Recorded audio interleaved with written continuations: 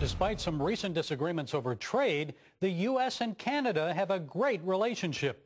But that could change if our northern neighbor doesn't stop its policy of welcoming Islamic extremists. As Dale Hurd reports, new evidence suggests Canada is turning into a terrorist base that could threaten America. The U.S. and Canada share the longest undefended border in the world. There hasn't been a reason to defend it because there hasn't been a serious threat from either country in a couple hundred years. There is now. Canada is today the happy home of thousands of radical Islamists, ex-ISIS fighters, and the Muslim Brotherhood. Their numbers continue to grow, and they've infiltrated the Canadian government on several levels. Many Americans assume that all is peaceful and well with their northern neighbor. But security experts here warn that by welcoming radical Islamists, Canada now presents a danger to the United States. Terrorism expert David Harris, who worked for CSIS, Canada's spy agency, told us a major attack on the United States by Muslim extremists based in Canada is only a matter of time.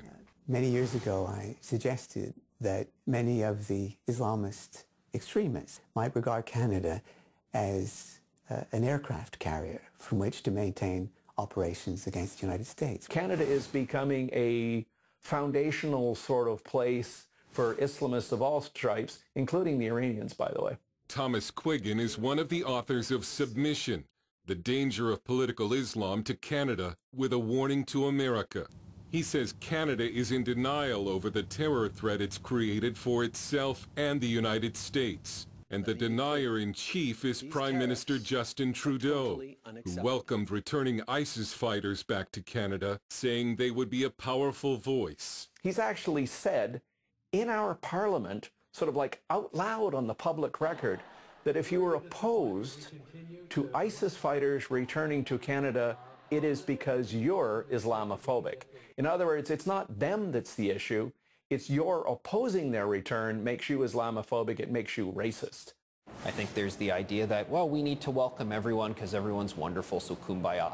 Toronto Sun columnist and XM Sirius Canada host Anthony Furey. Heavens, this notion that ISIS fighters are somehow deserving of kind of a respect and a cultural accommodation just as much as anyone else is nonsense. Assalamu alaikum. Hello, my friends. This is Prime Minister Trudeau sending an official greeting to Canada's annual Reviving the Islamic Spirit Convention, which he attended as a member of Parliament even after news reports the event was linked to a group that has funded Hamas.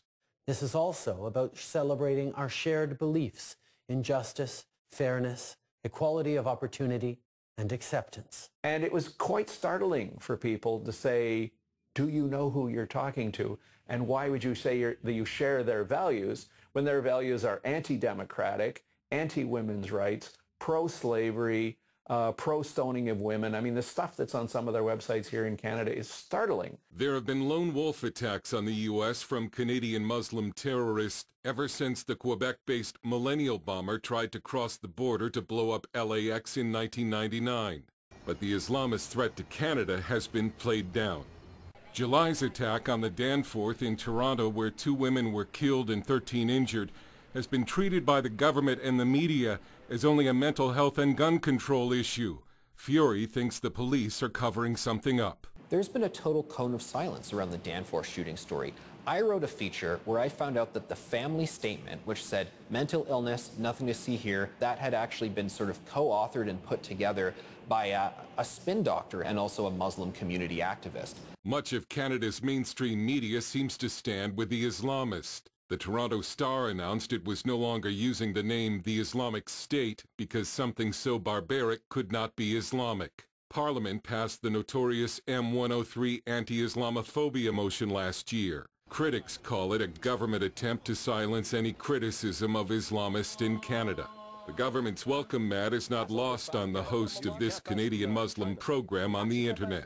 But we, well, of course, all of us take it for granted in Canada. You see, Alhamdulillah, Canada has given us his blessings. Alhamdulillah. Canada is your country. Islam is today the fastest growing religion in Canada. And Montreal-based terrorism expert Marc Labouie says the demographic change because of immigration from the Islamic world is not only profound, but dangerous. I claim that the vast majority of Sunni-based Islamic institutions in the province of Quebec and also in Canada are Islamist. Labouille says Islamists have infiltrated Canada's government and its security services, in some cases at the invitation of the government.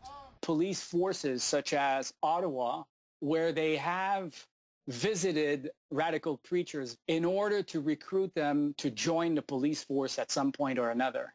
But the Canadian government has done more than welcome dangerous Islamists. Quiggin accuses it of funding terrorism through its financial support of some Muslim groups. And if terrorists based here attack the U.S., he won't be surprised. In the past, I think Canada would have had a defense. We could say, look, we tried to get this stuff stopped, but we failed. But if it happens this time, we won't have that defense. The problem is so advanced, the government agencies in charge of our national security are so compromised that it will be very, very difficult to be able to turn things around. Dale Hurd joins us with more. Dale, you and I grew up in Michigan, and I know years ago we could drive back and forth over the border at Port Huron, Detroit, even up at Sault Ste. Marie, and we'd only have to show an ID, a driver's license. How easy would it be now for a terrorist to cross the border into the USA? Well, real easy if they weren't a terrorist yet, if they were radical Muslim and they weren't on anyone's watch list and they were a citizen of Canada. I mean, if they weren't a watch list, they'd have to be more creative because, but they could find some part of the border to pop through. I'm sure some people would argue that the greater threat to the U.S. right now is from lone wolves, domestic terrorists, and that, Dale, you're just scaring people, that this isn't based on fact. So how do you respond to that? Well, I'd actually agree with that in that, I mean, the lone wolf terrorist is almost uncontrollable because, as you know, this is the story. It's a moderate, so-called moderate Muslim, not really interested in Islam, has some kind of spiritual crisis and starts going back to mosque, gets under the spell of a radical preacher and decides they need to commit martyrdom. And afterwards, after they've killed people, their friends are saying, wow, he was such a nice guy. I can't believe he did that. So, I mean, those people are almost not impossible to track, but very difficult to attract. So yeah, that is much more likely. But the idea of the story was that Canada is essentially setting itself up as a very warm and cozy home for some potentially nasty people. Well, how good is Canada at vetting immigrants? Well, Canada has a point system for vetting asylum seekers, refugees. But then you have Justin Trudeau, and he opened the door. In 2016, they let in almost 50,000 Syrian refugees. Now, keep in mind that Canada is, roughly 1/10 the size of the U.S. in population. It would be like 500,000 Syrian refugees entering the United States. Trump has capped it at 30,000 for this year, but only a handful have entered the United States. And these are people, I'm sorry, but they're people from a broken society, some of them Islamic radicals. And the problem is that they're not being tracked as far as we know. I mean, officially, they're not being tracked. Like we do here in the U.S., I know that Americans, if they're suspicious, they'll report someone. Mm-hmm. So how about terror attacks actually inside Canada? We're not seeing Islamic terror like we've seen in Europe, but why is that, and why do you expect that may change? Canada's a great home for radical Islamists, and maybe they won't attack Canada. But I think there will always be, as I said earlier, they'll always be at risk from a lone wolf attack, because these are people that are on a personal spiritual mission, and they want to get their 72 virgins or pay for their sins by killing people, and we never know when that might happen. And based on your report, Dale, it seems that a terror attack from Canada is a real possibility. So what can be done to prevent it from happening? You mean what should have been done? As I'm looking at Canada, the problems are now so ingrained with political correctness and the anti-Islamophobia law, Justin Trudeau attacking anyone who raises the specter that Canadians should be afraid of radical Islam. I'm not sure what can be done now. I think now what needs to be done, though, I mean, we've got to be more vigilant. We are probably watching their bad guys if they aren't, and we're going to have to keep doing that. Okay, Dale Hurd, thanks for your insights, and thank you for bringing us a story that we're unlikely to see anywhere else. You're welcome. Up next, you can get a garden salad